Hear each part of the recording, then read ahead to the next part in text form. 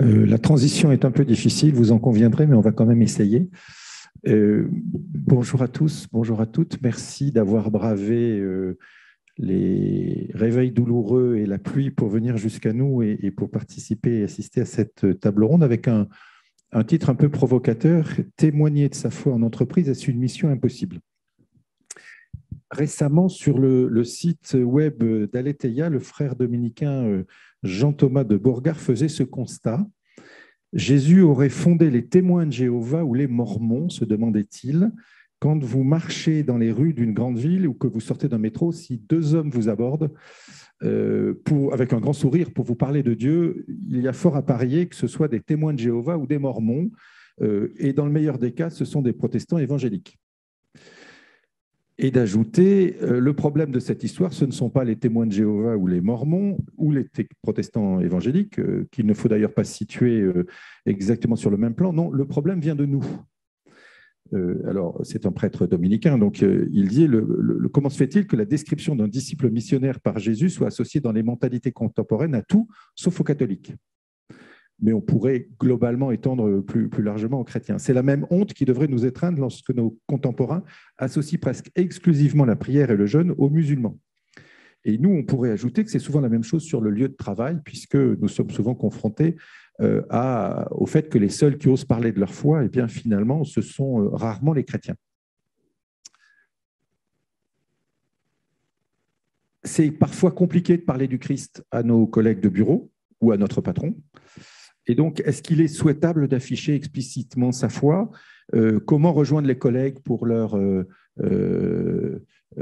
annoncer le Christ? Est-ce que les valeurs de l'Évangile sont antinomiques avec celles de l'entreprise? C'est toutes ces questions que je demanderai à mes invités pour qu'ils nous éclairent, pour qu'ils témoignent et qu'ils nous aident aussi à avoir une bouffée d'énergie. Alors, mes invités, eh bien, ils m'ont rejoint, ils sont là au complet. Je vais rapidement vous les présenter. Audrey Catoz, vous êtes la fondatrice de KLS Lunettes dans la région lyonnaise. C'est une chaîne de magasins qui est, m'avez-vous dit, le premier circuit court de lunettes fabriquées en France. Vous êtes également très active chez les entrepreneurs et dirigeants chrétiens sur la région lyonnaise. Vous avez reçu d'ailleurs le Grand Prix Philibert Vrault 2020 qui récompense les dirigeants animés par la pensée sociale chrétienne et qui sont engagés pour le bien commun. Vous êtes protestante évangélique. Vous témoignez fréquemment de votre foi dans les médias et dans votre activité professionnelle. À votre droite, Manuel, vous êtes le régional de l'étape, puisque vous travaillez à Cambrai. Vous êtes commercial dans l'ameublement et vous êtes en parallèle DJ dans l'événementiel le week-end. J'espère que hier soir, ça n'a pas été trop compliqué. Vous êtes un catholique nouvellement converti et vous n'hésitez pas à témoigner de votre foi dans les deux activités que je viens de citer. Enfin, Romain Lavaux, vous êtes directeur associé du fonds d'investissement Partech, qui est spécialisé dans le digital et la technologie. Et en parallèle, vous êtes membre de la Fondation Vatican Centesimus, je savais que j'y arriverais pas, Centesimus Annus, créée en 1993 par Saint Jean-Paul II, pour l'étude et la diffusion de la pensée sociale chrétienne. Et en mars dernier, vous avez coordonné la sortie d'un livre formidable dont je recommande la lecture, qui est dans toutes les bonnes bibliothèques, la bonne librairie, à commencer par le Furet du Nord, qui s'appelle « Chef d'entreprise en temps incertain ». C'est un livre qui a été préparé ça regroupe les réflexions de dirigeants français qui sont membres de cette fondation. Ce fut, comme vous me l'avez dit, votre coming out chrétien, vous qui avez été baptisé à 25 ans dans la foulée des JMJ. Et en 1997, nous avons un point commun, c'est que nous sommes de la génération GP2, comme on dit. Voilà. Alors, maintenant que j'ai présenté et que j'ai un peu parlé un peu longtemps, je vais maintenant céder la parole. Alors, je ne sais pas s'il y a des micros qui ont été donnés ou c'est le mien qui sert. Non, vous avez un micro, d'accord. Je vais vous demander rapidement de nous dire comment vous réagissez à ce thème qui nous est proposé aujourd'hui, c'est-à-dire témoigner de sa foi en entreprise. Est-ce que c'est vraiment une mission impossible? Je vais commencer par vous, Audrey. C'est vraiment une mission impossible? Alors, pas pour moi. Pour être franche, c'est assez instinctif parce que clairement, je ne me serais jamais lancée dans l'entrepreneuriat je ne me serais jamais lancée dans l'entrepreneuriat à presque 40 ans avec 4 enfants turbulents dans un secteur ultra concurrentiel si je n'avais pas eu la foi, c'est-à-dire au sens vraiment biblique, à la fois le petit grain de folie, voire le gros grain de folie pour mon mari, et puis surtout la certitude que des choses qu'on ne voit pas peuvent arriver. Et du coup, 10 ans après, vous savez, quand vous construisez une marque, alors moi je suis à un tout petit niveau, hein, parce qu'on a que 6 magasins, mais quand même c'est une jolie marque de lunettes locale. Les gens vous disent mais comment vous y êtes arrivé, voilà. Et du coup, ça me donne en fait plein d'occasions de dire mais en fait j'ai juste écouté et il a fait le job. Alors il y a plusieurs petites spécificités. La première, c'est que c'était dans le pacte dès le départ, c'est-à-dire que la boîte s'appelle Esprit Créateur. Donc, je lui ai dit, OK, j'y vais, mais clairement, tu es associé principal et manager et RH et banquier, tout ça, hein. Donc, je l'ai mis au défi et ça marche. Bon, il y a des années de désert, hein, on n'est pas direct au Club Med, mais ça marche. Et donc, en fait, mon devoir, en fait, simplement, c'est de le raconter. Et je crois que si on est chrétien, ça veut dire des petits Christ. Et du coup, il faut s'inspirer de l'exemple de Christ. Et pour moi, il y a 2 dimensions dans sa vie. Il y a une partie où il raconte des histoires, hein, avec des paraboles, en fait, pour rentrer dans la vie des gens. Et donc, je raconte, moi, plein de petites histoires où il est intervenu pour que ça rejoigne mes clients, mes collaborateurs, mes fournisseurs. Et l'autre grosse dominante, c'est vraiment d'apprendre à écouter d'abord l'autre avant de parler, le rejoindre là où il est, d'abord dans ses problèmes, dans ses difficultés, etc., pour le jour où l'occasion se présente, avoir une parole sage. Voilà, donc oui, c'est faisable. Pour moi, c'est un privilège et surtout, on ne peut pas garder la gloire à soi, quoi. Il faut dire d'où ça vient. Alors, Manuel, c'est une expérience complètement différente, mais il y a un point commun, c'est que vous êtes, comme Audrey, en contact avec le client, puisque vous êtes aussi dans un environnement commercial et dans une relation commerciale, notamment dans le magasin, pour une partie de votre activité. C'est aussi une mission impossible à votre niveau? Je rebondis par rapport à Audrey. Effectivement, on se rejoint un tout petit peu. Non, ce n'est pas impossible, mais effectivement, il faut l'aide de l'Esprit Saint, il faut prier. Je dirais que c'est lui qui nous envoie en fait les personnes. Il faut être très à l'écoute. Je te rejoins à 400%, mais quand un client rentre dans un magasin, je ne suis pas dans l'action de l'évangéliser en fait. Je suis plus dans l'écoute. Et si on écoute bien la personne, on se rend compte qu'il y a beaucoup de personnes en souffrance et si on arrive à la faire parler, c'est vraiment simple, mais difficile aussi en même temps. L'évangélisation dans un magasin de meubles, c'est quelque chose aussi, il y a aussi un danger à ne pas dépasser, une barrière à ne pas dépasser, qui est le prosélytisme. Donc, il faut faire très attention. Parce que les gens viennent avant tout pour acheter un salon ou un meuble. Donc, mon métier, c'est de lui vendre le salon. Mais effectivement, je dirais que la chance, pour conclure un peu ta question, la chance, c'est qu'on rentre dans la vie intime des personnes sans qu'ils s'en rendent compte. C'est-à-dire qu'ils viennent pour acheter un canapé, mais je vais leur poser la question, est-ce que vous êtes en couple? Est-ce que vous avez des enfants, etc. Donc, indirectement, je sais déjà à qui je m'adresse. Et du coup, en leur posant des questions, on se rend compte que la personne a là des difficultés. Et ensuite, l'Esprit Saint fait son œuvre et il m'aide beaucoup à lui parler de notre Christ. Alors, Romain, autre environnement, celui des fonds d'investissement. Bon, on va se le dire, ça ne respire pas la bienveillance, le fonds d'investissement. Est-ce que comme Ethan Hunt, vous acceptez la mission impossible, c'est-à-dire celle d'essayer d'y témoigner quand même de votre foi?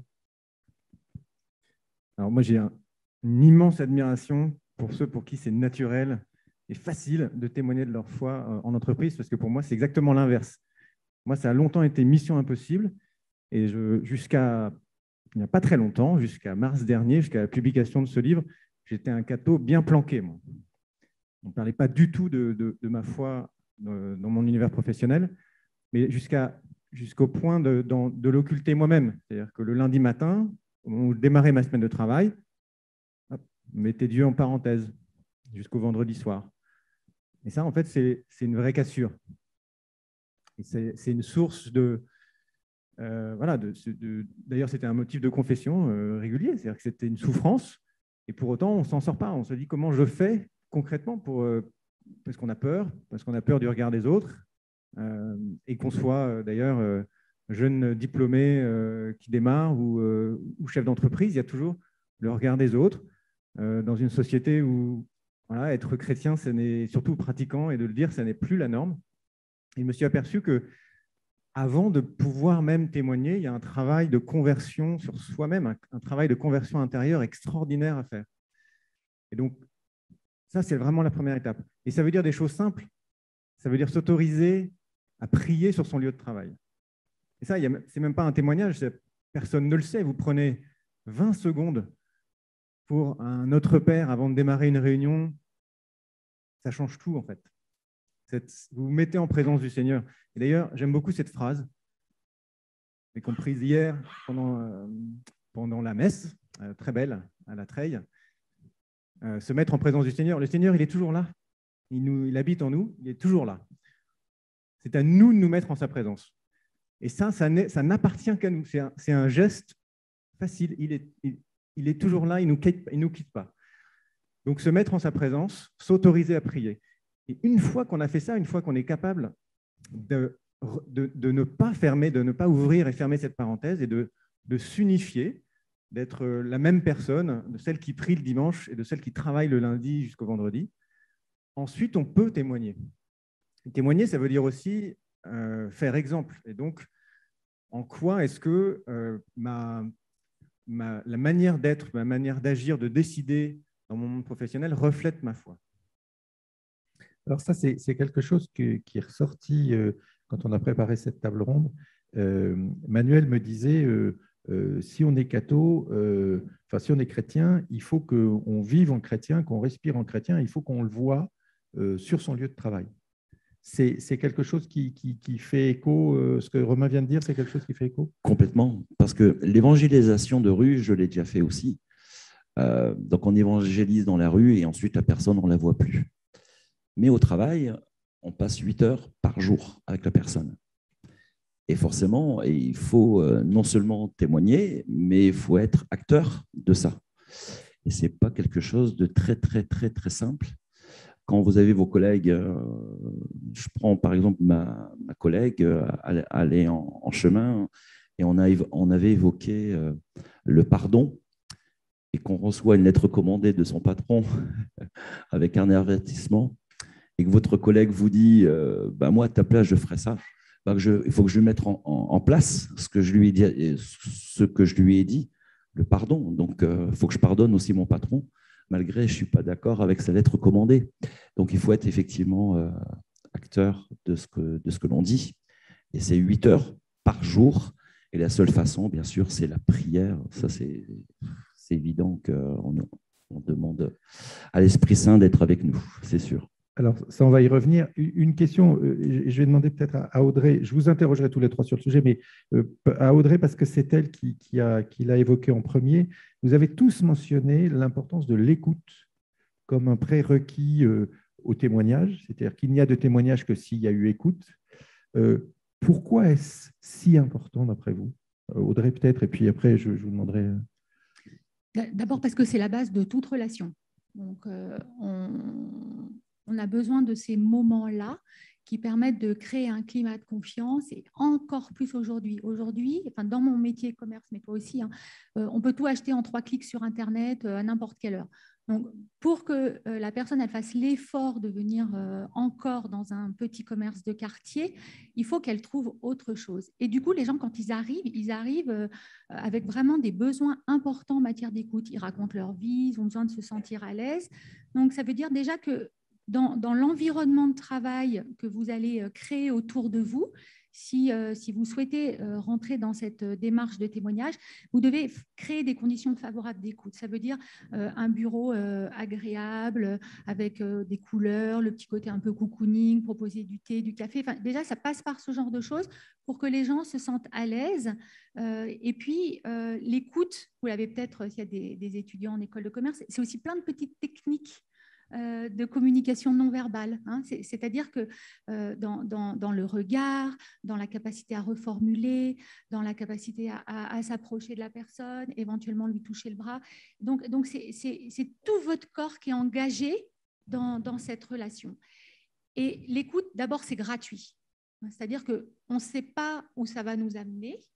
Et il faut être généreux de son temps. Et ça, pour moi, c'est une grande décision tous les matins, parce que en tant que chef d'entreprise, on est saccadé, on a des milliards, plein de choses à faire, et encore plus quand on est aussi maman de famille nombreuse. Mais donc, en fait, se dire, au fur et à mesure que Dieu va placer des gens sur ma route, je ne sais pas ce qui va se passer aujourd'hui, mais être capable de marcher, hein, comme le dit le psaume 1, heureux celui qui marche, mais être capable aussi de s'arrêter pour écouter, voilà. Et créer ce climat d'écoute, pour moi, c'est la base. Évidemment, dans l'exemplarité, hein, dont on a parlé avant, parce que si on n'est pas cohérent, on se fait rattraper très, très vite par les collègues. Romain, l'écoute. Je pense qu'il y a probablement plusieurs charismes et de formes de témoignage. Probablement qu'on peut témoigner comme ça, évangéliser tout un groupe. C'est rare que ça se passe en entreprise en général. C'est plutôt le résultat d'une conversation. Ça va être, par exemple, on écoute quelqu'un qui a un problème, etc., et de lui dire « je prie pour toi ». C'est juste ça. Et ce « je prie pour toi », c'est forcément le résultat de toute cette écoute qu'on a pu avoir. En fait, on n'est pas en situation en entreprise de distribuer l'évangile, ce serait super, mais ce n'est pas ça la vraie réalité de tous les jours. Donc, c'est plutôt, faire savoir qu'on est effectivement chrétien, qu'on est croyant, mais après, par les situations de tous les jours, s'ouvrir à l'autre et montrer comment nous, on aborderait, comment nous, on peut les accompagner, aider par notre foi. Et je pense que c'est comme ça qu'on inspire et qu'on témoigne. Je vais peut-être vous donner deux exemples. Genre le lundi matin, ça va, t'as passé un bon week-end? Ouais, ça va, et toi? Ok. Bah, en fait, peut-être une fois sur deux, vous vous rendez compte que la personne, ça ne va pas si bien que ça. C'est-à-dire être capable de dire, moi en tant que manager, mais d'arrêter vraiment de dire, en fait, j'ai l'impression que ça ne va pas, quoi. Viens, on se boit un petit café, on prend un moment. Ah bon, tu as eu un enfant qui a été malade tout le week-end. Ah bon, ta maman, son cancer, ça ne va pas bien. Tu as dû la ramener à l'hôpital. Ah bon, ton permis de construire, c'est la galère parce que vous avez eu un refus de la mairie. Je vois que c'est difficile. Pourquoi? Est-ce que tu veux qu'on en parle un moment? Est-ce que tu veux qu'on prie? Et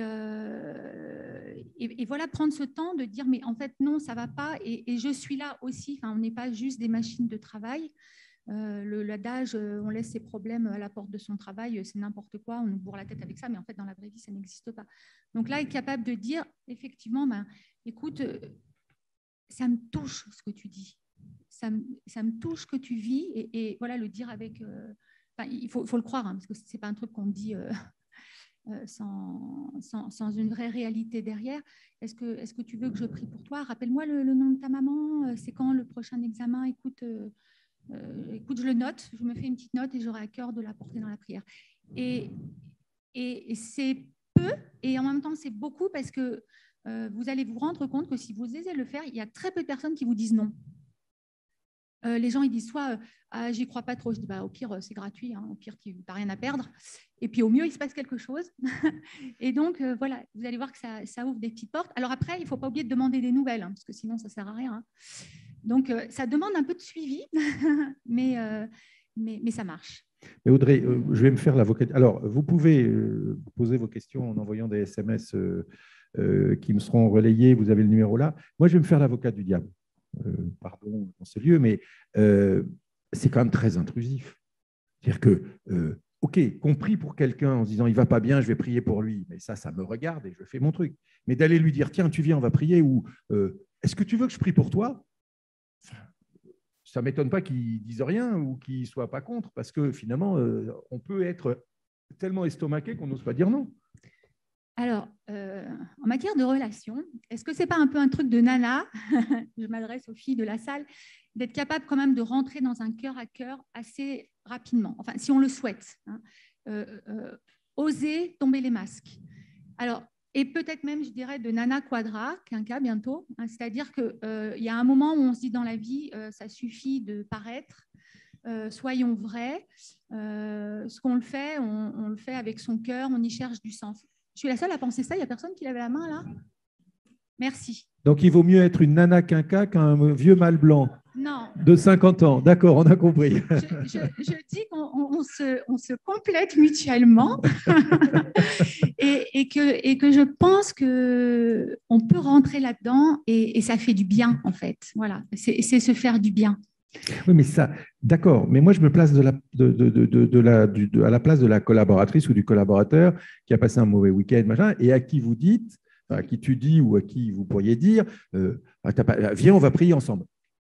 Mais là, le raccourci, il est un peu ça rapide. peut scotcher quand même. Non, mais là, normalement, il se passe quelques minutes, voire 20 minutes entre les deux, la tasse de thé, le machin, le mouchoir, le tout. Mais surtout, on est hyper attentif à la communication non verbale. C'est-à-dire que si la personne, elle est comme ça et qu'elle est là en train de vite regarder si elle n'a pas reçu un mail, 3 messages et tout, on voit qu'effectivement, ça ne marchera pas.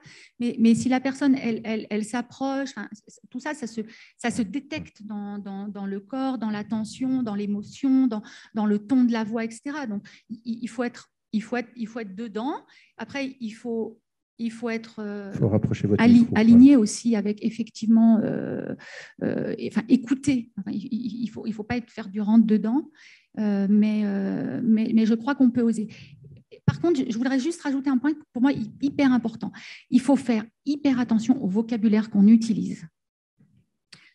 Dans nos milieux, nous, on a ce qu'on appelle le patois de Canaan, hein, c'est-à-dire qu'on a des mots qui ont du sens pour nous, genre le mot Seigneur.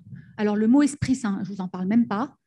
Faites un petit sondage dans la rue, là, vous passez grave pour une illuminée.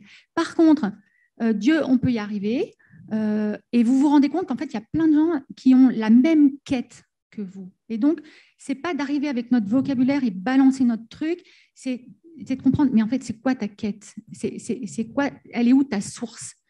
Et dans cette source-là, voir quels sont les points communs et ensuite enrichir ces points communs-là. Donc, c'est sûr qu'il faut être extrêmement vigilant sur le vocabulaire qu'on utilise. Manuel, je vous voyais réagir et opiner du chef. Mais oui, mais 400% d'accord avec toi. Après, c'est une forme d'amour. Hein. Avec ça, voilà. La seule solution, c'est qu'après, il faut sortir avec une paire de lunettes sur le nez. Hein. Il n'y a pas de... Non, mais il faut aimer aussi son interlocuteur, pardon. Voilà, c'est vraiment l'amour, quoi. C'est la personne. Alors, on va pas lui dire je t'aime, mais il faut qu'elle sente ça aussi, et il faut que ça soit fait aussi avec sincérité. C'est pas une médaille qu'on va dire ouais, t'as vu, j'ai évangélisé aujourd'hui, génial. Non, c'est pas ça. C'est la personne, on sent effectivement, je rebondis un peu à tout ce que tu as dit par rapport à son collègue de travail, qu'on travaille avec lui pendant 8 heures. On sent à un moment donné, puis on le connaît bien aussi, si on l'aime, on va apprendre à le connaître. On sait sa vie, on connaît sa vie. Et forcément, il y a aussi des comportements, des codes dans la journée qui, tiens, elle ne va pas bien, cette personne-là. Et avec sincérité, on va lui parler. Oui, c'est vrai qu'il faut faire attention à son langage, effectivement. Sinon, on se fait vite passer pour... ça y est, il est dans une secte, quoi. Donc, moi, je leur parle normalement, clairement. Et puis après, petit à petit, moi, je dirais que ce n'est pas moi qui évangélise, hein, c'est lui. Hein. Voilà, c'est tout. Hein. Alors, pour rebondir sur ce que vous venez de dire, il y a une phrase du livre donc Chef d'entreprise en temps incertain aux éditions Salvator qui dit nous avons chacun fait l'humble constat de l'exigence et de la difficulté à maintenir l'unité entre nos convictions personnelles et nos pratiques professionnelles. Seul un travail de conversion personnelle, donc c'est un peu ce que vous évoquiez, porté par une vie intérieure puissante et inspirée, permet de progresser de manière à la fois authentique et féconde. Romain, ça se matérialise comment? Parce que vous parliez tout à l'heure de l'esprit déclencheur de ce livre. C'est quoi justement cette conversion avec l'écoute et le bon vocabulaire qui va bien? Alors, c'est vrai qu'on est tiraillé dans le monde professionnel entre trois dimensions. Il y a ce qu'on doit faire parce qu'on nous l'a demandé, parce que c'est dans notre mission, parce qu'on est chef d'entreprise et qu'il faut prendre des décisions bonnes ou mauvaises. Ça, c'est ce qu'on doit faire. Il y a ce qu'on veut faire en tant que personne humaine. Si on n'avait pas les contraintes que nous impose le contexte professionnel, on ferait peut-être des choses différentes. Et puis, il y a ce à quoi on aspire en tant que chrétien, en tant que croyant. Et en fait, ces trois dimensions, elles ne sont pas forcément alignées. Et donc, ce que ça veut dire, c'est d'abord commencer par réconcilier ces trois dimensions dans le cadre de sa vie intérieure. Donc, c'est d'ailleurs un thème récurrent chez le pape François, et si vous reprenez Laudato aussi, il dit l'écologie et l'écologie intégrale, elle commence par une écologie de soi-même, une écologie de sa vie intérieure. Donc ça, c'est vraiment la première étape. Et effectivement, après, pour vivre cette foi en entreprise et se réconcilier, il faut des outils. Et c'est intéressant ce que vous disiez sur le besoin d'avoir un langage commun. Parce que si ces outils ne parlent qu'à une personne dans l'entreprise, on a du mal à embarquer les autres. Et on a la chance d'avoir la doctrine sociale de l'Église, qui est, en fait, je m'en rends compte, et d'ailleurs je ne la connaissais pas avant de m'y plonger, est assez peu connue. Et c'est 130 ans de sagesse chrétienne où se cristallisent des outils très simples, totalement universels, pour vivre sa foi dans beaucoup de configurations de la vie de tous les jours, mais en particulier en entreprise. Romain, peut-être, parce que d'abord on est dans une université, autant repartir avec un bagage universitaire supplémentaire. Préciser peut-être ce que c'est que cette pensée sociale chrétienne ou doctrine sociale de l'Église, suivant l'appellation. Quelles sont les grandes caractéristiques et qu'est-ce qui en fait son sel? Alors il faut retenir en fait cinq grandes dimensions. C'est une sorte de compas qui va permettre de croiser l'anthropologie biblique avec des situations de tous les jours. Donc, on est en plein dans le sujet. La première, c'est le souci constant de la dignité humaine. Et comme on sait que le travail, c'est la principale source de dignité, évidemment, dans l'environnement professionnel, c'est une dimension qui est essentielle. La deuxième, c'est la destination universelle des biens. Donc, très compliqué dans le milieu professionnel, parce que par définition, une entreprise, elle a ses murs, elle a des choses qui sont pour elle, qui sont dans son bilan, qui ne sont pas à tout le monde, elle utilise des ressources. Voilà. Et donc, tout ça est connecté à ces sujets d'écologie intégrale également. La solidarité. La solidarité, c'est évidemment essentiel dans la vie de tous les jours, c'est essentiel pour un chrétien, mais ça peut se vivre en entreprise, et ça se vit de plus en plus en entreprise, et pas uniquement dans les entreprises où il y a des chrétiens. Donc là encore, c'est un élément de langage commun. Ensuite, le bien commun, la recherche du bien commun. Et là, on a une chance extraordinaire dans cette configuration mondiale de l'après-Covid, c'est qu'il y a une prise de conscience de tout le système économique et financier, et je le vis dans mon métier de fonds d'investissement, c'est de rechercher ce bien commun. Alors, ce n'est pas facile, ce n'est pas automatique tous les jours, mais on sent qu'il y a une prise de conscience. Et là encore, c'est un élément de dialogue qui est au cœur de notre démarche de chrétien et qui est vraiment un pont avec les autres. Et puis la subsidiarité, alors ça c'est un peu plus compliqué, mais qui finalement, quand on le regarde dans le prisme de l'entreprise, est un mode de management qui est basé sur la confiance. C'est de dire, on n'est pas dans une logique de reporting et de micro-contrôle, je suis dans une logique de faire confiance et d'être là s'il faut. Ça, c'est des éléments essentiels. J'ai perdu le fil, je ne sais pas si j'en ai cité 5. Il y en a 5, il y en avait un 6e qui est la participation éventuellement, mais j'ai suivi, j'avais mon pense-bête, donc il n'y a pas de problème. Non, c'est bon, tout y est. Donc, je t'ai coupé sur la question précédente qui était donc concrètement comment on arrive à aligner la vie intérieure et donc ça passait par une conversion professionnelle. Tu parlais de la doctrine sociale. D'autres choses à ajouter ou Alors, c'est dans le cadre du dialogue, puisqu'on est vraiment dans l'idée du témoignage.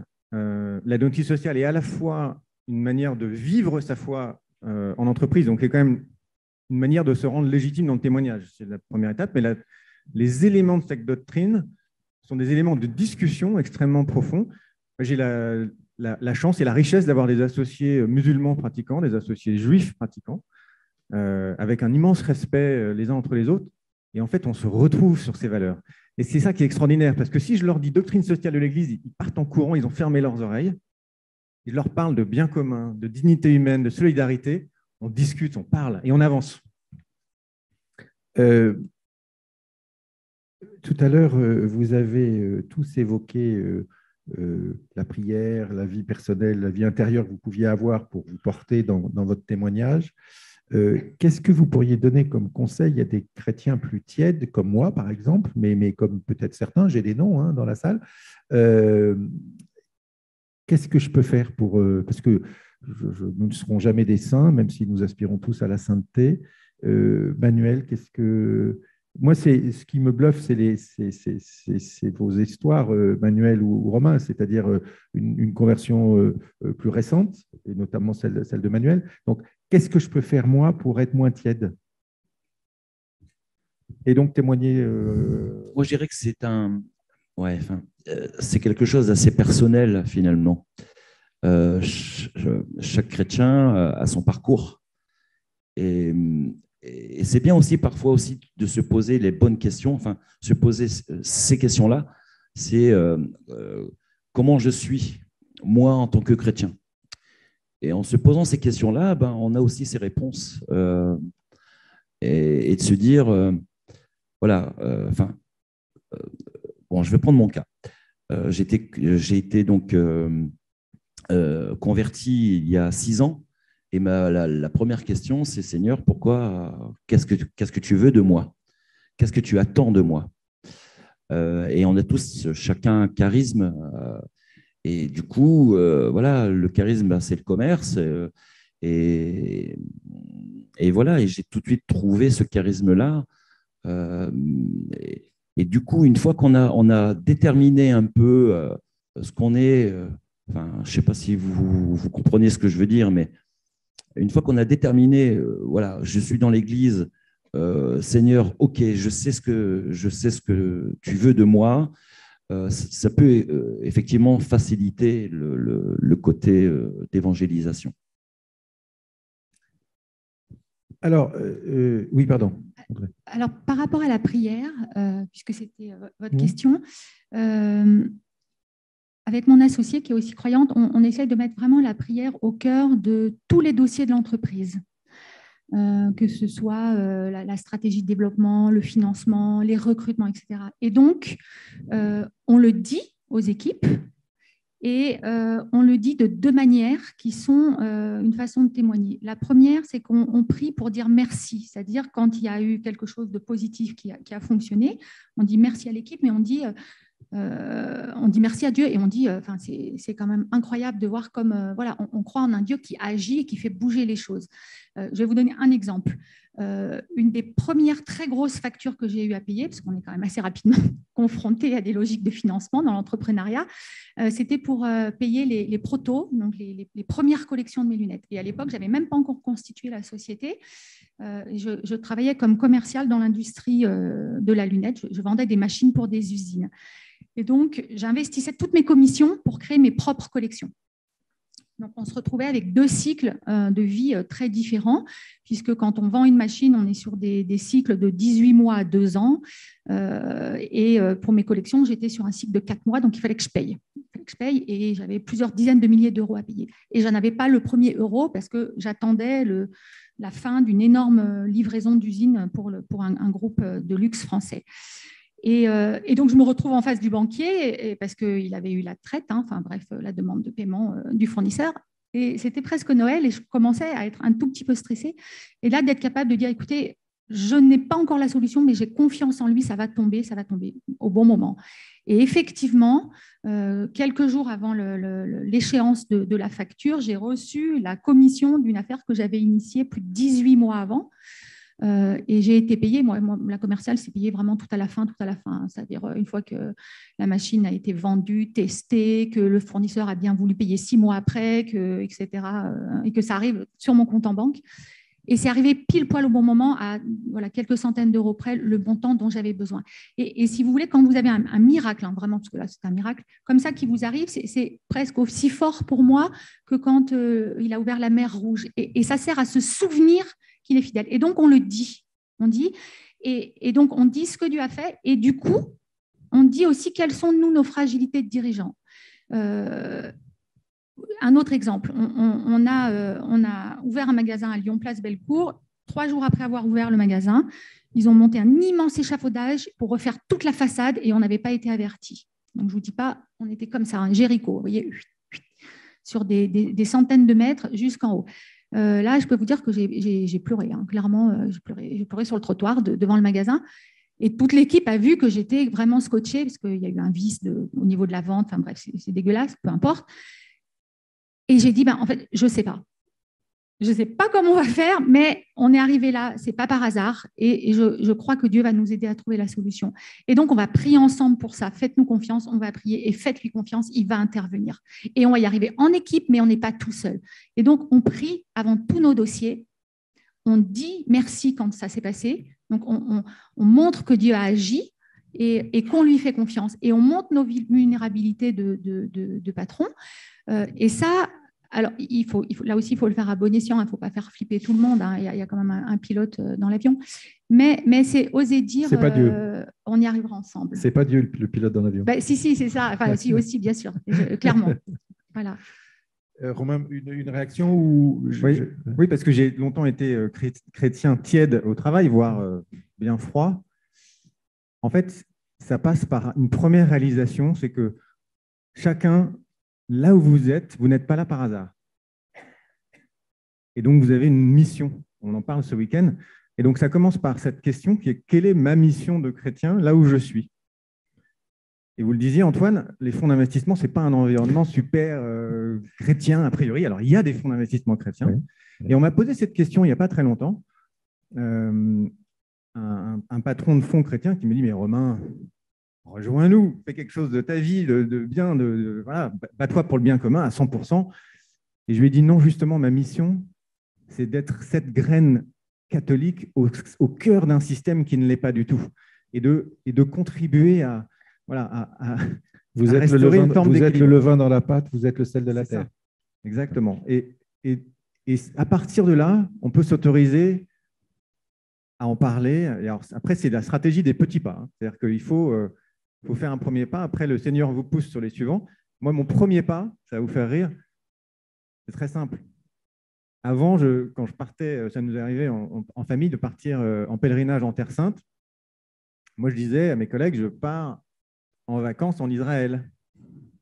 Voilà. Maintenant, je dis je pars en pèlerinage. C'est simple. Mais en fait, ça change tout. Parce qu'on ne cherche pas à évangéliser, on ne cherche pas à imposer sa foi. On dit juste la réalité de ce qu'on est en train de faire. On est juste vrai.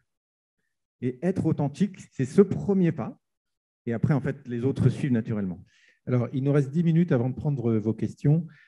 J'avais une question que je pense qui réglera ou qui répondra peut-être à certaines questions que certains d'entre vous peuvent se poser dans la salle.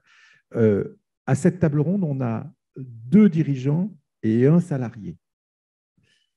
C'est donc pas tout à fait la même position et ce n'est pas la même façon d'aborder le témoignage de sa foi en entreprise. Manuel, vous avez un patron direct. Comment on témoigne dans un tel cas? C'est-à-dire que comment c'est possible quand, par exemple, votre patron ne partage pas votre foi ou il est même franchement hostile? Ça se vit bien? Ou ça se vit tout court?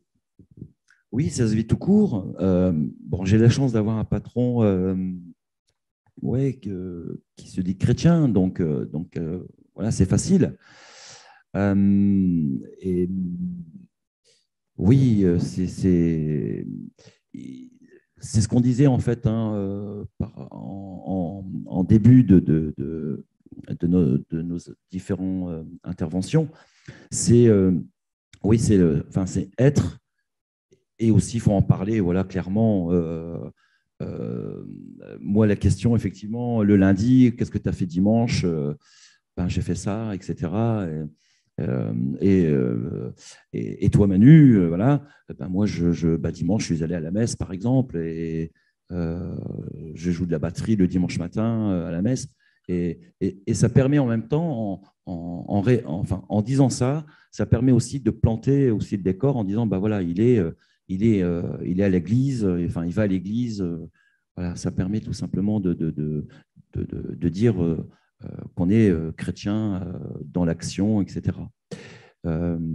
Après, effectivement, il y a eu un mouvement qui avait été fait à Cambrai où on pouvait faire des bénédictions dans les magasins. Et donc là, tout de suite, j'ai pensé à mon patron et grâce à Dieu, il a accepté la bénédiction au magasin. Donc ça, c'est quand même assez sympa. Mais après, voilà, c'est ce que je disais, il faut faire super gaffe. Il y a des limites à ne pas dépasser. Et voilà. Alors, je vois Audrey qui piaffe, et moi j'avais une question donc, pour Audrey, mais je vais vous laisser répondre. Vous êtes votre propre patron. C'est plus simple. Et quid des collaborateurs qui, eux, ne sont pas chrétiens, voire même sont musulmans convaincus? J'ai une autre question après derrière, mais je vais vous la poser en même temps parce que qu'est-ce qui se passerait si vous aviez un collaborateur juif ou musulman qui avait la même attitude que Manuel, vous qui n'êtes donc pas juif ou musulman? Comment cette alchimie fonctionne dans un rôle de hiérarchie? Alors, je ne suis pas certaine que ce soit beaucoup plus simple. Je pense que ce que les gens attendent de vous, c'est une cohérence. On dit même une congruence. Pour donner un exemple, c'est en fait, en gros, est-ce que votre vie, avant vos paroles, vraiment votre vie, la façon dont vous vous comportez, manifeste ce qu'on appelle le fruit de l'esprit? C'est-à-dire, est-ce que ça se voit dans vos actes? Est-ce que quand on vous voit, on se dit c'est une nana qui a la joie? Est-ce que c'est une nana qui montre qu'elle est en paix? Est-ce que c'est quelqu'un qui sait faire preuve de patience, de persévérance, de douceur quand il le faut? C'est-à-dire, le premier des témoignages, c'est ça. C'est-à-dire que vous pouvez, enfin, ça ne sert à rien de préparer des grands discours, ça ne sert à rien, je caricature, hein, mais je l'ai fait aussi pour mon entreprise, d'arriver, de bénir et tout son entreprise. La question, elle n'est pas là. Elle est, est-ce que quand on vous voit au quotidien, sans mettre de mots, on se dit, tiens, cette personne, elle a un truc différent, elle a une source qui l'anime, et ça m'intéresserait de la connaître. Et du coup, une fois que, donc c'est hyper exigeant, et je peux vous dire que le matin où vous n'êtes pas au top, eh ben, en fait, il faut le dire. Il faut dire, ouais, ben, dans ma vie aussi, c'est difficile. J'ai un ado qui est en pleine dépression. J'en ai un qui s'est mis à fumer du cannabis. C'est compliqué, je ne vois pas mon mari depuis longtemps. Là, on a des factures. Enfin, il faut oser aussi être vrai. Hein. Enfin, c'est la vraie vie. Mais j'ai confiance en lui. Donc, un, être hyper cohérent. Deux, être hyper authentique. Parce que sinon, on se fait mettre en face de tout ça. Et du coup, si quelqu'un a une spiritualité différente, c'est là où c'est génial. Parce qu'au contraire, c'est dire, ah ouais, mais et toi? Mais comment toi tu fais? Avant que moi je dise comment je fais. Hein. Ah bon, mais comment toi tu fais? Ah ouais, donc là, par exemple, tu es en train de fêter telle fête pour toi. Et qu'est-ce que ça représente? Comment tu cuisines? Et donc, vous faites des prières avant. Enfin, je veux dire, on s'intéresse. Et imaginez que la personne en face, elle a une super bonne idée, une super relation, qu'elle ait trouvé une source et tout. Enfin, je veux dire, on va s'intéresser à l'autre, vraiment. On ne pense pas qu'on a raison et pas du tout. On va le rejoindre. C'est quoi ta quête? C'est quoi ta source? Et peut-être que la personne vous dira, et voilà, vous donnera envie de partager la vôtre. Romain, c'est facile? C'est plus facile? Alors, c'est pas plus facile parce qu'on est patron. Le regard des autres et les contraintes, on les a tous. Et puis, quand on est patron, on a de toute façon des actionnaires. Voilà, donc, on a de tout. À un moment donné, on rend des comptes. D'expérience, je trouve que c'est plus facile avec des musulmans et des juifs authentiques, croyants, sincères dans leur foi, parce qu'on se comprend. Et c'est beaucoup plus facile que vis-à-vis des athées. Il y a de plus en plus d'athées dans les entreprises. Et avec eux, il y a un vrai fossé parce qu'on n'a pas de moyen de dialogue. On n'a pas cette croyance en Dieu qui est au moins un premier pas d'un vers l'autre. Il y a une vraie incompréhension. Et c'est ça, moi, l'expérience la plus difficile que je fais. Alors, il faut aussi beaucoup se respecter. Et donc, à la fois respecter la foi de nos frères musulmans et juifs, mais respecter l'absence de foi en se disant que, voilà, comme on est des jeunes convertis dans la foi pour certains, qu'ils peuvent y arriver. Donc, de voir en chacun probablement des futurs baptisés. Donc, il y a beaucoup de barrières qu'on se met dans la tête. Qu'on soit salarié ou qu'on soit patron, il faut arriver à faire ce premier pas. Maintenant, oui, il y a le regard des autres et c'est très compliqué. Alors, avant d'aborder les questions, il y en a déjà beaucoup. Une petite question d'actualité. Est-ce que ça change quelque chose quand on est en période de confinement, le télétravail est en train de devenir le truc à la mode. Viens, on va prendre un café parce que ça a l'air de ne pas aller bien et de témoigner de sa foi c'est plus tout à fait pareil quand même. Le témoignage 2.0 ou le café digital, ça ne remplace pas la machine à café. Donc, comment vous voyez les choses éventuellement? Quelle adaptation il faut prévoir? Audrey ou Romain? Alors, je trouve que paradoxalement, le Covid a aidé à établir ces relations personnelles. Alors, c'est surprenant hein, comme idée. C'est qu'en fait, un Zoom, on était tous en Zoom chez nous.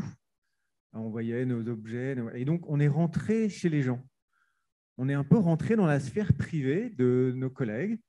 Avant, on ne voyait pas, on n'imaginait pas. Et donc, on était encore plus sincère quand on disait « est-ce que ça va ?» parce qu'on savait qu'il y avait des chances assez importantes que ça n'aille pas et que ça n'aille pas pour eux ou pour leur entourage. Donc, on s'intéressait vraiment. Ce n'était pas une question qu'on posait comme ça en l'air à la machine à café. Et donc, ce que j'ai observé et ce qui probablement m'a autorisé, moi, à parler plus ouvertement de ma foi en entreprise, c'est qu'on a tissé des liens personnels différents grâce à cette crise. Pas tant le travail à distance, mais le fait qu'on ait tous eu à vivre quelque chose d'assez traumatisant collectivement.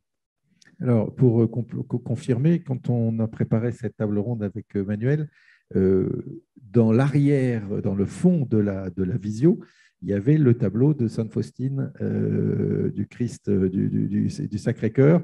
Donc, voilà, c'était difficile de se dire qu'on était ailleurs que chez quelqu'un qui avait une foi chevillée au corps. Il y a des tas de questions qui sont tombées. Je vais essayer. Alors, il y en a qui sont générales et d'autres qui sont plus attribuées. Il y en a une pour Manuel. Pouvez-vous nous donner un exemple d'un témoignage que vous avez fait auprès d'un client? Alors oui, donc c'était une dame qui était venue pour… alors, je vais dire que… Enfin, je vais là pour revenir après. Cambrai, c'est une petite ville, donc tout le monde se connaît, donc c'est quand même assez facile. Je suis né à Cambrai, etc. Donc la personne, je la connaissais déjà avant, puisque je lui avais fait une animation d'un mariage et elle était invitée, donc pour moi, c'est vachement facile. Donc la personne vient pour une literie, et puis au fait, donc l'objectif, moi, c'est la vente, hein, avant tout, et il faut que je trouve un lien pour pouvoir lui vendre le matelas. Et on se connaît, oui, hein, donc on essaie de sympathiser. Je fais la vente et ensuite on discute un tout petit peu. Et toi, comment tu vas? Donc elle se confie très très vite qu'elle avait le cancer. Et donc de là, je lui ai proposé, parce que à mon bureau, j'ai un petit sachet avec plein de médailles de la rue du Bac, la médaille miraculeuse. Et je lui ai proposé à cette dame, voilà, comment tu es vis-à-vis de la foi, etc. Est-ce que tu accepterais que je t'offre cette médaille? Et est-ce que tu accepterais aussi, parce qu'il faut son accord également, en tout cas pour moi, j'ai besoin de l'accord de la personne pour pouvoir prier pour elle. Et donc, elle me donne son accord. Et cette personne, donc aujourd'hui, elle va à l'église et elle est très engagée à l'église. Et merci Jésus, merci Marie, elle est guérie. Voilà. Bonne nouvelle. Alors, deux questions que je vais regrouper pour Audrey. Votre foi, votre écoute influence-t-elle vos recrutements, les profils que vous recherchez? Et donc, dans la foulée derrière, tous les salariés sont chrétiens, croyants pour prier avec vous? Point d'interrogation. Hier, j'étais au congrès mission à Besançon. Et dans les questions, il y a eu « à qui on peut envoyer son CV ?» Il y en a même qui m'ont proposé des slogans, donc c'était rigolo pour la boîte. Alors, évidemment, ça influence les recrutements parce qu'on va chercher des gens qui ont cette capacité aussi quand même d'écoute. Chez nous, on dit chouchouter le client. La notion du chiffre d'affaires, ce n'est pas du tout quelque chose que l'on aborde. Alors, c'est une fois encore très simple. J'ai un seul prix dans tout le magasin. Donc, les gens, ils le connaissent avant de rentrer, sinon ils ne rentrent pas. Et c'est un prix extrêmement correct. Donc, c'est facile. Enfin, c'est fait pour, hein, en fait. Tout est lié pour qu'on n'ait plus besoin de se poser ce genre de questions. Donc, on cherche effectivement des gens qui ont une vraie capacité d'écoute, qui ont envie de développer ça. Mais quelque part, comme on est un concept très engagé, on attire des gens atypiques qui ont envie de vivre leur job différemment aussi. Hein. Donc, ce n'est pas forcément très compliqué. Et puis, c'est du bouche à oreille, clairement, puisque entre Chris, Afflelou et nous, il y a quand même une petite différence de vision au minimum. Après, est-ce que tout le monde... de chiffre d'affaires aussi, mais bon, nos trésors sont ailleurs. On verra bien un jour. Est-ce que tout le monde est chrétien? Non, bien sûr que non. Alors, au niveau de mes associés directs, c'est-à-dire au niveau de la structure mère, oui, parce qu'à un moment donné, c'est dire, c'est quoi les décisions qui vont engager l'entreprise, les investissements, est-ce qu'on se paye, est-ce qu'on réinvestit dans des machines, est-ce qu'on paye mieux les collaborateurs? Par exemple, la marque s'appelle KLS, ça veut dire Connexion Lunettes Solidaires, parce qu'on fait un don pour chaque père à une association. Bon, qu'est-ce qui se passe quand on est en déficit? Vous voyez, c'est intéressant ça. Hein. Comment on a dit qu'on allait faire un don, mais on n'a plus de sous à la fin de l'année. Voilà, donc ça, si vous n'avez pas des associés qui partagent vraiment vos convictions, on se dit, OK, on se paye, puis après, on verra quoi. Voilà. Après, dans les recrutements, non, tout le monde n'est pas chrétien. Par contre, nous, on annonce qu'on l'est. Donc, moi, je leur dis, parce que je raconte l'histoire de l'entreprise, hein, je leur dis, voilà, il se peut qu'il se passe un peu des choses bizarres. Je le dis volontairement en rigolant. Voilà, on prie ici, on peut même être amené à chanter, et pourquoi pas. Et après, vraiment, les choses, vous savez, c'est comme quand vous rentrez dans une famille. Hein. On se sent bien ou pas. Et on n'a pas besoin forcément de mettre des mots, mais en général, les gens se sentent très, très bien. Voilà. Alors, il y a une autre question. Je vais demander peut-être à Romain. Alors, décidément, il va croire que j'en veux au fonds d'investissement. Mais la question, c'est comment concilier afficher sa foi et performance en entreprise. Il faut aller vite, avoir des résultats. Et donc, cela nécessite bien souvent de ne pas s'attarder trop longtemps. On n'a pas le temps pour faire du social avec les collaborateurs. Alors, je n'ai rien contre les fonds d'investissement, mais il y a une pression du résultat qui est souvent liée aux actionnaires, entre guillemets, ou aux attentes financières. Donc, voilà, pour donner la parole un peu à tout le monde. Alors, après, il y a différents types de fonds d'investissement. Moi, je suis un investisseur de temps long. Donc, en général, on reste 6-7 ans avec les entreprises. Et en fait, ce temps long, il fait qu'on a absolument besoin des hommes et des femmes.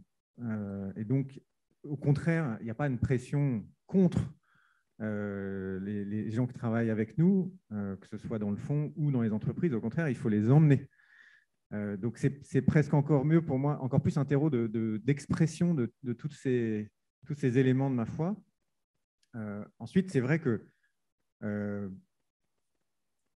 à l'inverse, je trouve que si on veut servir d'exemple, parce que témoigner, c'est aussi être exemplaire, c'est montrer qu'on peut combiner sa conviction personnelle avec les contraintes, mais voir l'excellence professionnelle.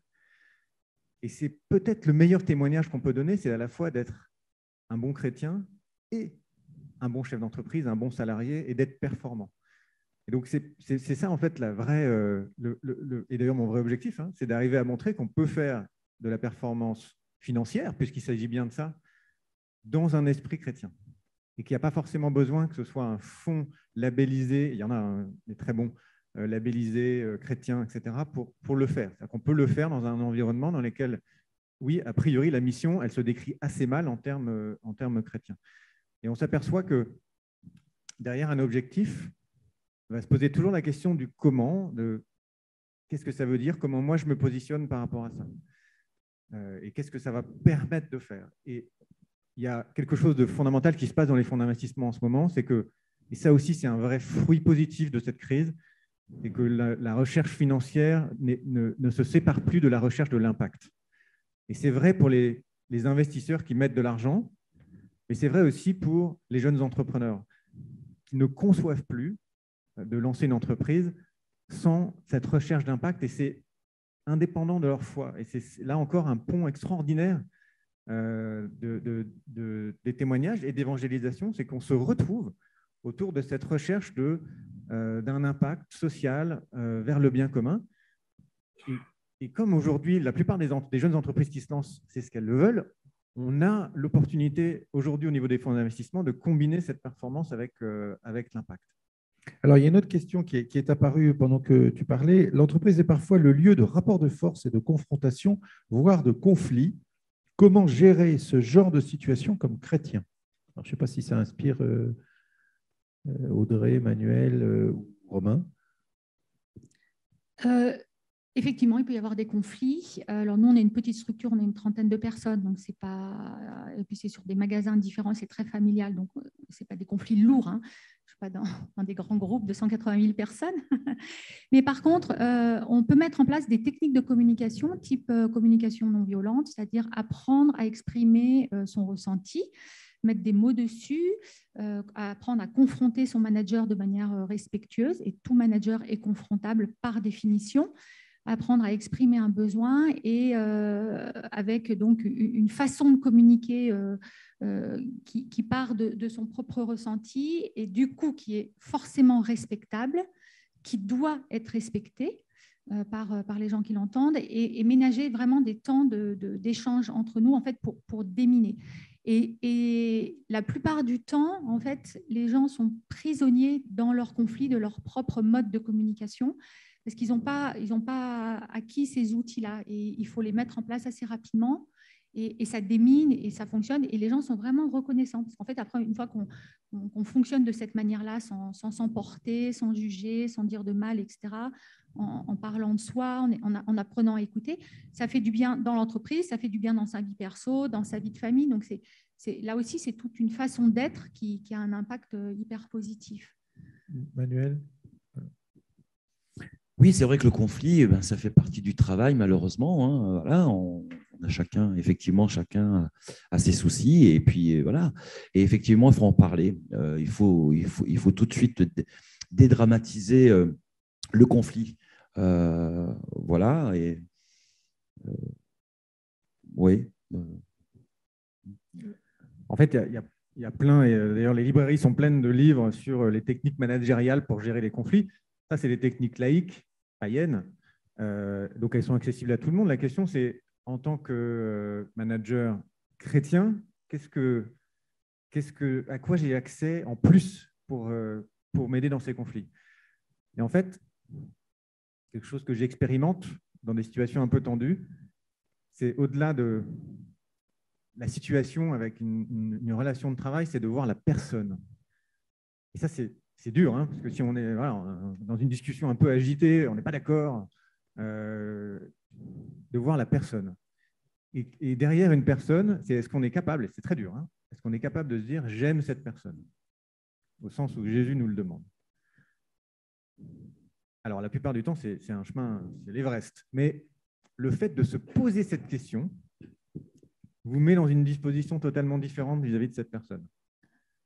Vous allez ressortir de la réunion, on ne pourrait peut-être pas dire « je t'aime ». Non. En revanche, le fait que vous êtes dit ça pendant qu'elle était en train de vous parler et au moment où vous préparez votre réponse, ça vous change. Et ça change la manière dont on sort de cette réunion. Alors, Audrey, il reste 5-6 minutes de questions et après, je voudrais faire la conclusion pour que vous puissiez aller ensuite dans les ateliers qui suivent. Audrey? Alors, une petite boutade. Alors, effectivement, sortir des conflits aussi, vraiment la prière. Hein. Enfin, prier, parce qu'il y a des choses qui nous échappent.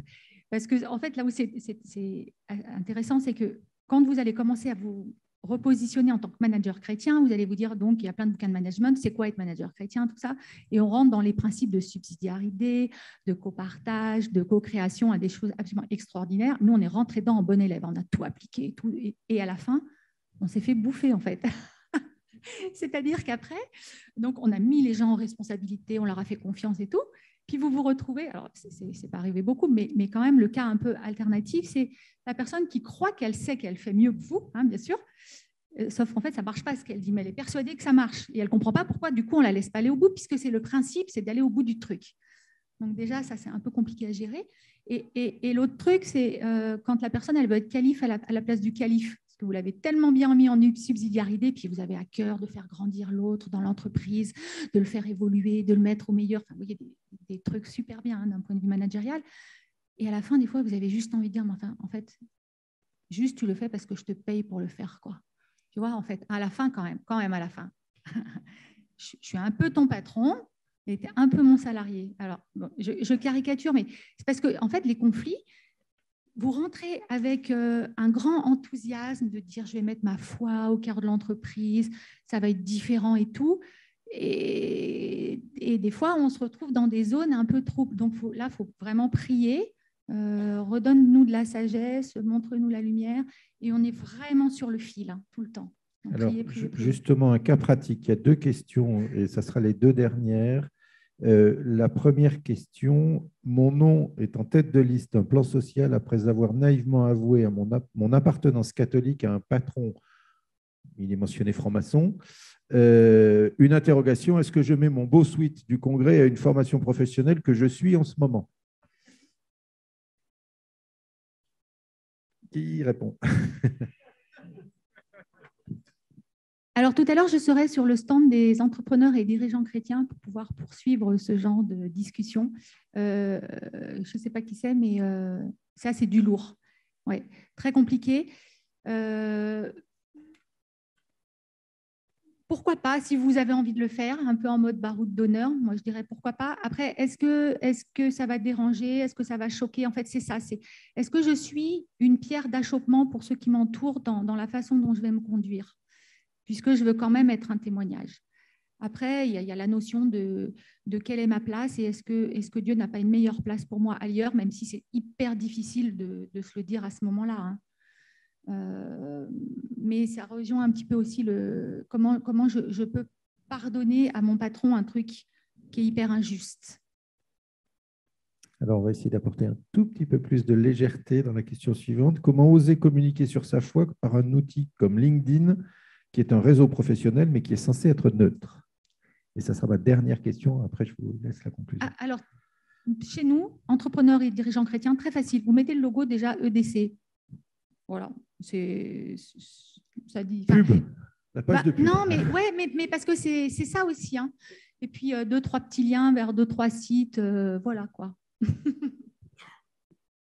Est-ce que vous allez, je vais pour rebondir, est-ce que vous allez sur votre LinkedIn faire un post en disant ce week-end, j'ai appris plein de trucs en matière de management, de pardon, d'éléments qui puissent s'appliquer dans le monde du travail. J'étais au congrès mission à Lille ou à Besançon, ainsi de suite. Est-ce que vous allez le faire?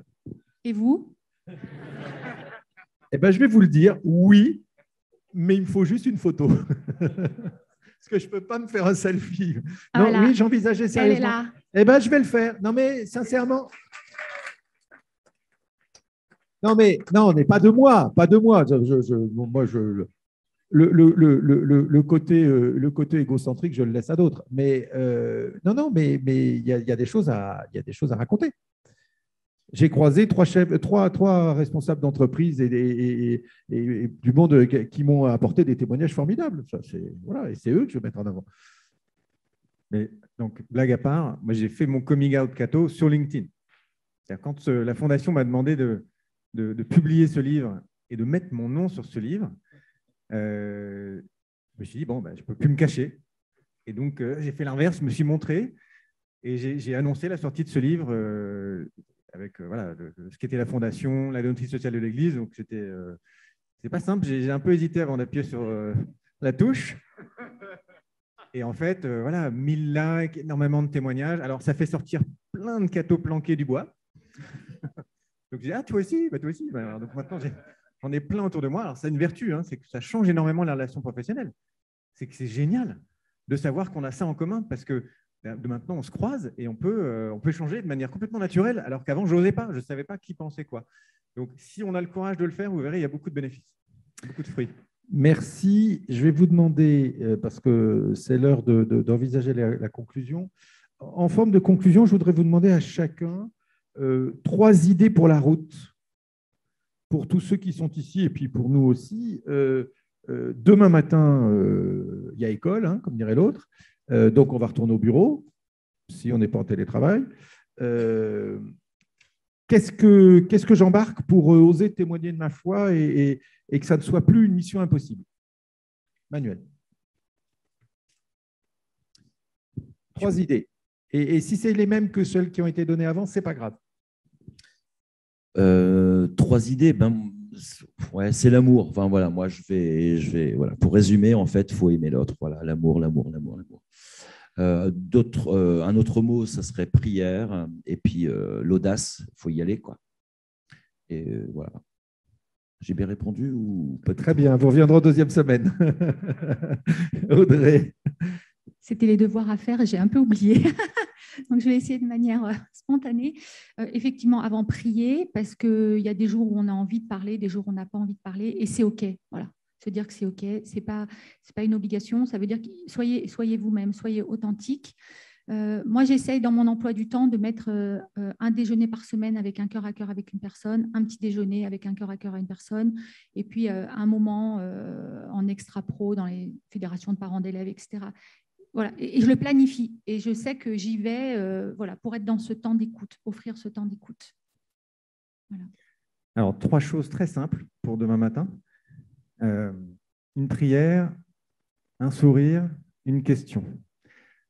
La prière, c'est plutôt, ce que je vous propose, c'est plutôt de faire notre prière du matin, un Notre Père ou ce que vous souhaitez, un psaume, de le faire le matin en vous levant, si vous le faites. C'est de le faire en arrivant au travail. Ça ne prend pas beaucoup de temps, mais de mettre votre journée de travail, de vous mettre en présence du Seigneur pendant votre journée de travail. Premier petit pas. 2, un sourire. Si on croit vraiment dans ce qu'on dit, en quoi on croit, hein, qu'on est sauvé, qu'on est aimé, que Dieu est là, que Dieu est en nous, ça doit se voir. Donc souriez. Si on est chrétien, la première chose pour témoigner, c'est que les gens doivent se dire, mais pourquoi il sourit? Mais oui, il est chrétien, il sait qu'il est sauvé. Voilà, donc souriez. Et 3, une question, pas facile, mais dans les moments où, parce qu'il y a plein de moments où on ne sait pas quoi faire, on ne sait pas quoi décider. Une question, c'est qu'est-ce que ferait Jésus à ma place? Et vous verrez, vous serez inspiré. Merci à tous les 3 pour ces témoignages très riches. Comme dirait l'autre, maintenant, il n'y a plus qu'à. Merci, bonne journée.